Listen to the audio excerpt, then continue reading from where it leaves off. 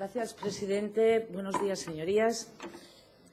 Una vez rechazadas las enmiendas a la totalidad y superado, por tanto, el debate de totalidad el pasado viernes 23 de diciembre, en el que ya quedaron fijadas varias cuestiones importantes: la cuantía global del presupuesto, las partidas de ingresos y la distribución del gasto por secciones, es decir, por consejerías o por organismos. Continuamos en la mañana de hoy con la tramitación del proyecto de ley de presupuestos del Principado de Asturias para 2017, en este pleno final en el que valoramos las enmiendas parciales presentadas por los distintos grupos políticos, algunas ya incorporadas a la ponencia base del dictamen que también hoy votaremos. En el pleno de totalidad y anteriormente también en el proceso negociador, pudimos constatar con claridad las distintas posturas de los grupos políticos, con grados ciertamente dispares en su voluntad negociadora, en su actitud constructiva, o más bien lo contrario, respecto al proyecto de presupuestos presentado ante esta Cámara por el Gobierno de Asturias. Unos, vamos a decir que por su inexperiencia, jugaban solo de farol, y otros, tal vez por su resabio, maximizaban hasta tal extremo sus ataques que ambos, Foro Asturias y Podemos, de tanto extremar posiciones en su cada vez más patente sintonía, acaban por quedar fuera del cuadro. Más allá de la consigna politiquera de los trufada de clichés y de estereotipos, van a tener serias dificultades para explicar a los asturianos su virulento rechazo a este proyecto de presupuestos. Sí construyen, sin embargo, con propuestas razonables, los grupos que han sabido poner en práctica su capacidad negociadora. Pueden presumir de esa capacidad negociadora, quienes han primado por encima de sus ambiciones personales o partidarias, esas que sí avergüenzan tanto a la gente, han primado, como digo, los intereses de los asturianos. En esta nueva fase de la tramitación presupuestaria, esas diferencias afloran de nuevo con absoluta nitidez. Para quienes juegan al todo o el nada, las enmiendas no constituyen sino otra arma arrojadiza más. El proyecto de presupuestos, señorías, es un documento abierto, es un documento que ha estado abierto a las aportaciones de todos los grupos políticos, un documento, en palabras de la consejera de Hacienda, que sin duda compartimos, a todas luces esencial, pero también mejorable. Y como es mejorable, las enmiendas tienen que servir, aunque parezca de perogrullo, para introducir mejoras en ese documento presupuestario, es decir, reorientaciones del gasto que permitan abordar prioridades, cubrir necesidades que sean más urgentes, más perentorias, dentro del volumen de recursos disponibles, de los créditos globales que ya se habían fijado, como dijimos, en el debate de totalidad. Hablando en plata, tendríamos que poder contrastar si lo que tenemos, lo que disponemos, lo podemos distribuir de alguna otra forma. Las enmiendas parciales que hoy discutimos, que han presentado todos los grupos políticos, han de ser, por tanto, útiles para mejorar el documento presupuestario. No todas cumplen ese requisito. Desafortunadamente, no todas lo cumplen. Podríamos decir que todos presentan enmiendas, pero solo algunas de ellas constituyen mejoras. Solo suman, solo contribuyen a ese objetivo encomiable de mejorar el documento presupuestario las propuestas eficaces, las rigurosas, las propuestas posibles, en definitiva. Nunca se han resuelto las cosas con demagogia. La apariencia de hacer no es hacer, es solamente apariencia. Aquí ya no valen las trampas dialécticas. En este momento procedimental, en pleno debate presupuestario, ya no sirven los engolados discursos, ya ni seducen los cantos de sirena. Las propuestas de gasto sin fin pueden regalar los oídos, pero si no tienen con qué sujetarse, se convierten en evanescentes, se desvanecen como el humo. No son más que halagos envenenados que se aprovechan además de situaciones personales muy sensibles. Miren, señorías, cuando hablamos de mejorar un presupuesto, de presentar una enmienda para mejorarlo, es tan importante lo que se pone como lo que se quita. Tan importante lo que se propone hacer como aquello que es necesario quitar para poder ejecutar eso que se propone. Coste de oportunidad, se llama esto. Curiosamente, quienes más critican Aquellos que con los sombríos análisis y con los nefastos augurios se empeñan en privar a Asturias de un presupuesto son los que o bien no encuentran dónde recortar, de forma que en un alarde de creatividad se inventan los ingresos, o, por el contrario, recortan sin compasión en cuestiones esenciales, poniendo en peligro los servicios públicos. Gastos reales con ingresos ficticios. Esa sí es una gran aportación al presupuesto. Eso es lo que hace el Grupo Foro cuando califica incluso de ilegal el proyecto presupuestario al decir que no incluye todos los ingresos. Con una mano apela a la Constitución española y con la otra sencillamente elude la verdad. ¿Cuál es la verdad sobre este asunto? Bueno, la conocen de sobra, pero voy a detenerme un minuto. Que el presupuesto se construyó con un objetivo de déficit que era el conocido en ese momento del 0,5% de nuestro Producto Interior Bruto, que ese límite se incrementó hasta el 0,6% como límite máximo. Señorías, límite máximo. El Gobierno tiene la capacidad de agotarlo o no, de apurarlo en toda su extensión o no, de tal manera que de ninguna manera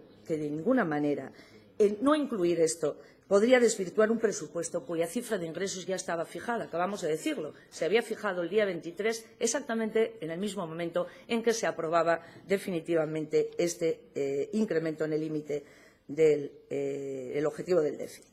En el caso de los fondos mineros, a los que también recurren para montar algunas de sus propuestas, obviamente tampoco existe el ingreso.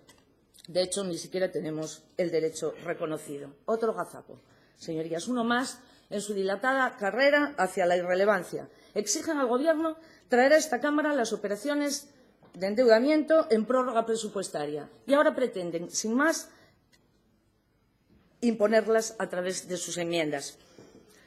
En el caso de Podemos, la tónica de sus enmiendas es la absoluta incoherencia, cuando no el riesgo social más peligroso.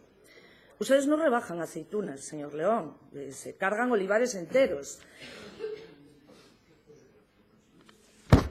Hasta sus compañeros de viaje electoral las cuestionan, algo tendrán. Claro, usted solo ha dicho lo que proponen. Yo le voy a explicar lo que recorta. Recurren a los sueldos, en muchos casos de funcionarios, bien lo saben, que coyunturalmente ocupan cargos de responsabilidad política. ¿Deben pagar por ello un peaje? Curiosa manera de penalizar la acción política y, de paso, la de muchos empleados públicos a los que solo nominalmente dicen defender. En cualquier caso, les han dicho los servicios jurídicos de la Cámara que esto es inviable porque, bueno, ustedes no diferencian la parte que sí, la parte que no, y es evidente que hay una concreta que no puede ser modificada por el legislador autonómico. Deben decir estas cosas también, ¿no? No mejorará la sanidad rebajando las partidas sanitarias en sistemas informáticos, en material sanitario, en gasto farmacéutico. Ustedes pretenden que desaparezcan las necesidades por quitar las partidas del presupuesto, pero esto, por desgracia, no es así. Tampoco van a ayudar al campo asturiano, a la industria agroalimentaria, suprimiendo las ayudas a la industria láctea, un sector, creo que no lo desconocen tampoco, económicamente estable, muy vinculado, claramente vinculado al movimiento cooperativo, principal generador de puestos de trabajo y de riqueza en el campo asturiano. Ahí proponen cargarse las ayudas a esta industria. En el caso de las infraestructuras tampoco compartimos su posición respecto a los accesos a Luca por las dos. De hecho, usted puede adornarlo cuanto quiera, pero en la práctica las rebajas presupuestarias que propone equivaldrían a no poder realizar esta conexión importante que, comparto la reflexión con el portavoz de Izquierda Unida, no creo que gustara mucho en el Ayuntamiento de Oviedo. Tampoco se mejora la educación rebajando los gastos de funcionamiento de los centros, nada menos que en 1 millón de euros, tal como ustedes proponen. Ni siquiera en lo social han acertado. Hombre, aquí lo tenían difícil. El modelo, en fin, está contrastado, es difícilmente superable. Pero es que proponen, pues que aquí se ha dicho, porque hay planes para luchar contra la pobreza energética infantil, hay un salario social claro, contrastado, con muchos años ya de funcionamiento, no como esas otras aventuras que proponen en Gijón, luego volveremos sobre ello también, ¿no? Bien, pues en el gasto social reducen cuestiones tan esenciales como las contrataciones que se necesitan para la atención a la infancia, a la familia y a la adolescencia. Se cargan las ayudas de acceso a la vivienda y disminuyen las prestaciones a personas dependientes.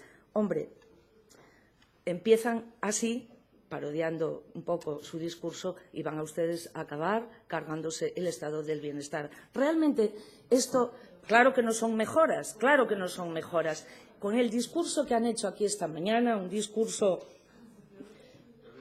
bueno, que solo alimenta la frustración y el desánimo. Es más, les voy a decir, no solo se han excluido, tanto ustedes como Foro, trampeando pues, con argucias las enmiendas, hasta colocarse en el terreno de lo prescindible, sino que además gestionan muy mal su cabreo. Es decir, hacen cosas luego absurdas, ¿no? Como han hecho Foro, votando que no, a que el discurso se pueda debatir, a que el dictamen se pueda debatir en este pleno, o poniendo zancadillas en formato de recursos para bloquear, para tratar a última hora de dinamitar este proyecto presupuestario. Su actitud no solo demuestra deslealtad hacia Asturias, sino que proyecta una imagen muy triste. Quizás ahí donde ustedes quieran estar, yo no sé, pero parecen ustedes escolares enfurruñados que cogen el juguete y se colocan en la esquina de la clase. Esa es la imagen que están proyectando. Desde mi grupo parlamentario, desde el Grupo Parlamentario Socialista, apoyamos sin fisuras el proyecto remitido por el Gobierno de Asturias. De hecho, únicamente hemos presentado una enmienda de carácter puramente técnico. Y nos hemos vinculado, sí, a algunas de las enmiendas presentadas por otros grupos.